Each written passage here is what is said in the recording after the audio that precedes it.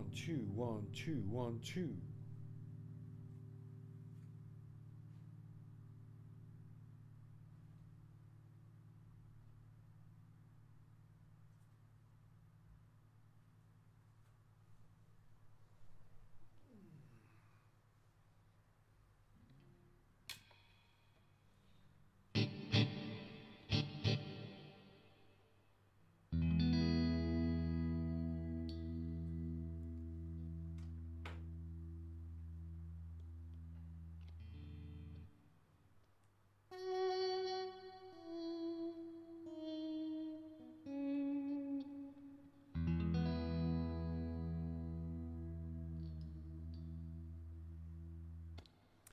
Hello folks, welcome back. Let me just get comfortable in my seat. How are you all? Great to have you back. Great to have you front. Sorry. If it's your first time seeing my face, hello, my name's Jamie Lockhart. If it's not your first time seeing my face, hello and welcome back. I have been away. For those of you who don't know, I live in northern Thailand and I've just finished a 4-day trek on my motorcycle on the Mae Hong Song Loop. For those of you who do know, how awesome is it? For those of you who don't know and want to see how awesome it is, come on over. I'll take you for a spin. Anyway, that's why I've been gone. Haven't posted anything for a while, a couple of short videos, but I'm making this video in the hope of inspiring some Jeff Beck-esque guitar soloing from you crazy cats and anything else you want to apply this session to. Before we start, I just would like to ask you to please subscribe if you haven't to the channel. If you have, I want to thank you so much for subscribing. It helps out a hell of a lot. I'm still starting this channel off. We're still getting there. You know, YouTube algorithms, crazy times, does my head in, but I'm getting there. Please leave comments. Please tell me what you'd like to look at, either that I haven't covered, things that you'd like to maybe do a deep dive into. I'm open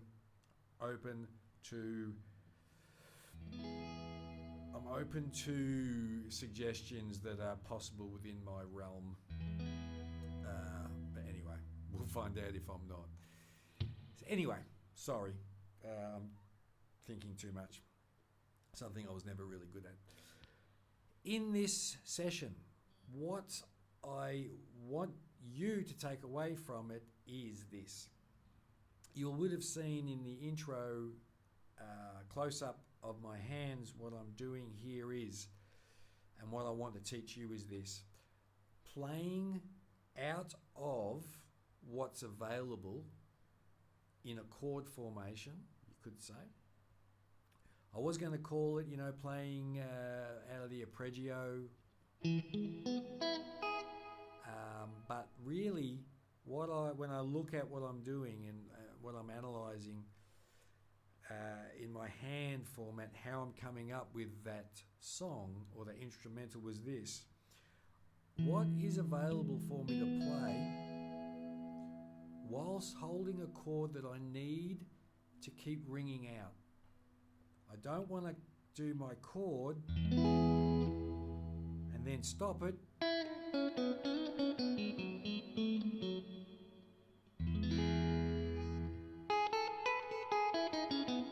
because what I'm trying to achieve is I want to get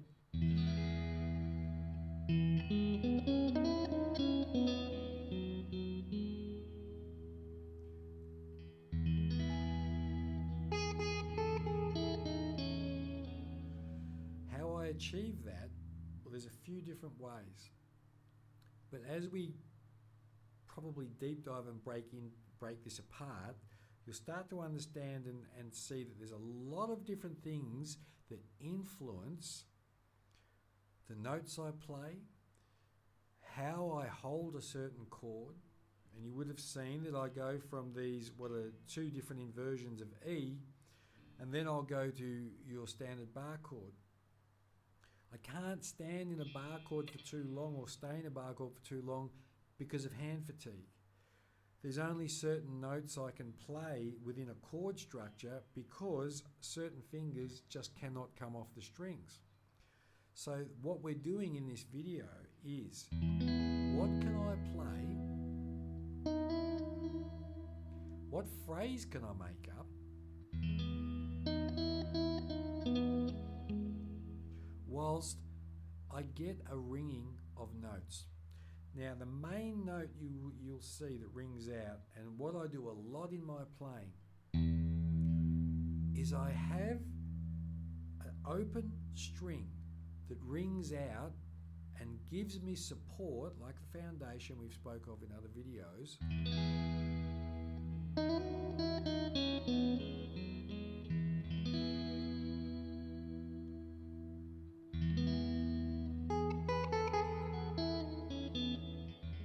See, when I'm in that with that open E, I can take my hand off.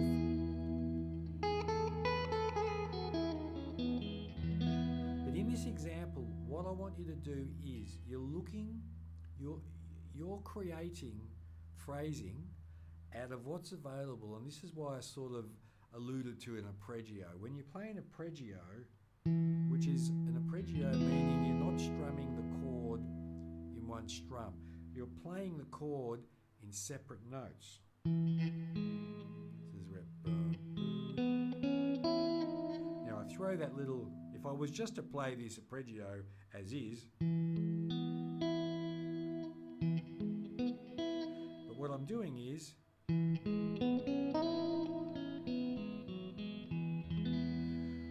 I'm using those notes, going, well, the notes have to work because they're in the chord. So it's sort of like what's obvious, what's available. So I know that I'm safe to say that those notes have to work. Now what I then do is, okay, I also know that in there, I'm not looking for a scale. What scale is associated with this? I don't care about theory. We want to push that aside for now and just understand that within the reach of all chords are notes that will work. So if I'm holding,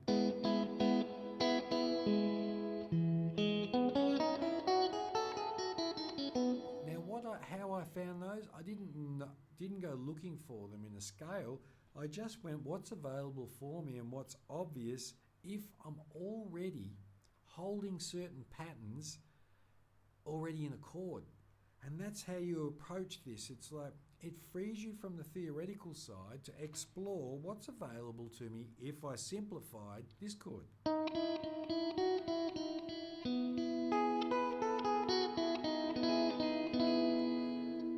So that's the way that I create a lot of my songs on guitar, and especially instrumentals. Is it's not about, oh, I'll look up what notes to play, in a certain scale. I know my scales, but I don't consciously look for scales when I'm playing. I look for what's obvious. So in the E we've got this. Then I go to the A, and I'm diminishing my root note A here because I've got it in its format, and I've also got the root note ringing out. So what's available in this chord? And you'll know, a couple of things that may click is a lot of the notes in the first chord are available in the A chord. Okay? Some of you go, yeah, of course, that's because they're relative. But for now, we're looking. Then I go, now, here I've got to break out of this E-A structure because it's going to bore the shit out of people. So I've got my F sharp minor. Now, this is where things get a bit tricky for muscle. It's only because of your muscles and dexterity, but you can all get there. That's an arpeggio. Okay, for a great example, there's there's a phrase that I've used. I haven't done anything. I haven't taken any fingers off. Come up to this G sharp 7th, you could say. Now, I'm playing what's available because I've got a little finger here. And I know that I'm going to go up to this C sharp minor.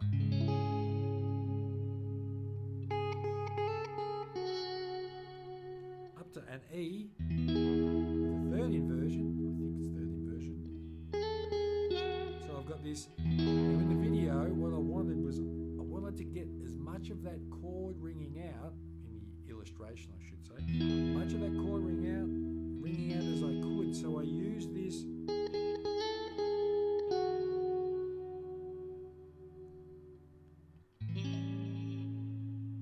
see, so in that E, maybe this isn't the best way to do this, but again, this song is still evolving. This instrumental is in its early stages of me perfecting it. But for here,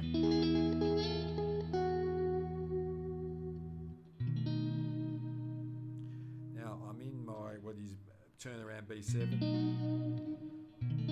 I love this chord.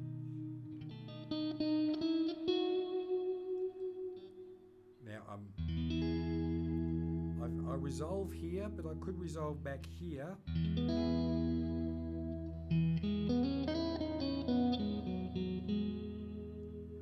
So again, the song structure, you're not learning. If you want to learn how to play this song, I would be honoured, or this instrumental, but what this is getting at is I move to these chord formations and I look for what's the greatest expression I can pull out of a limited range of notes that I can choose from because I don't want to interrupt that chord resonance. Especially if you've got some ambience. Now I've got a lot of reverb on this. If you've got an ambient drone going on, you don't want to kill that drone. You don't want to stop that accompaniment like the orchestra. So you've got to look for what's available.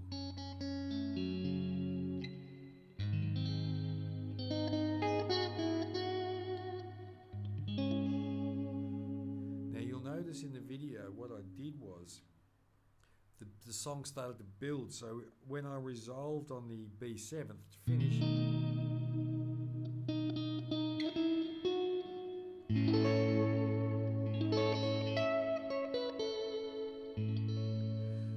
I came up to the A all the way up here. And this is another fantastic example. I play a lot of stuff. It's sort of like Jimi Hendrix was, you know, you can up here around, you know, I'm on 12, 11, 10, 9. So I'm around just behind the 12th fret and I've got the beautiful accompaniment. There's my E. So I've got that E string root note. A. Open string root note.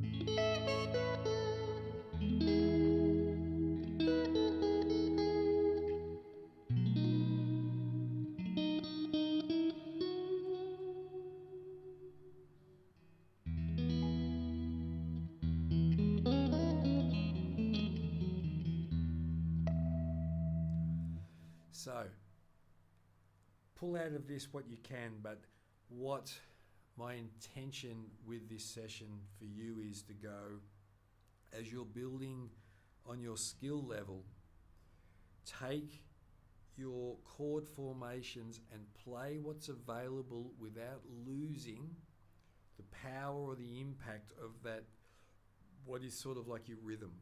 You know, you don't want to kill notes. You want to add phrases to your chord.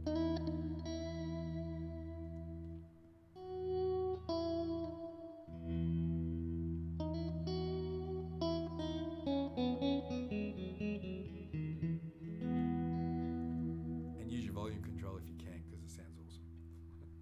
Anyway, I hope I explained enough there. Again, I'll just reiterate. Look for things that are available whilst holding chords. If anything's a little bit too advanced in this session, go back to simplifying maybe an A chord down here.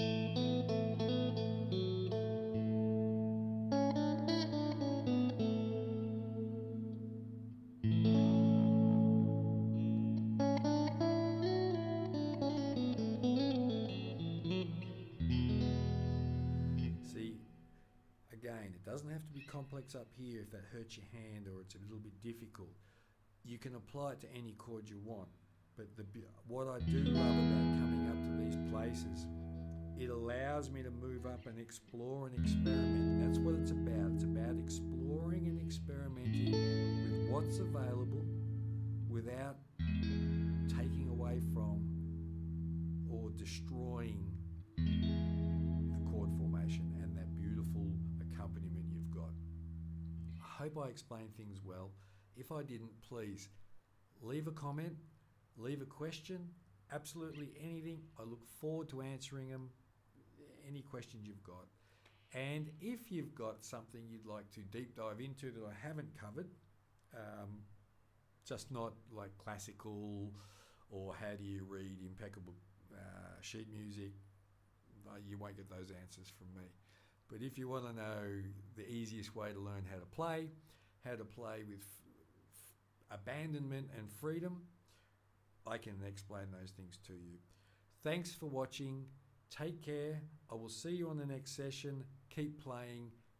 It's good for you. It's good for people around you. The world needs better music. You can do it. See you next session. Bye-bye.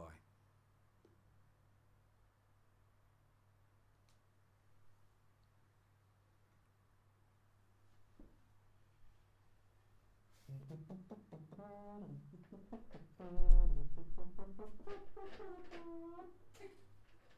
God.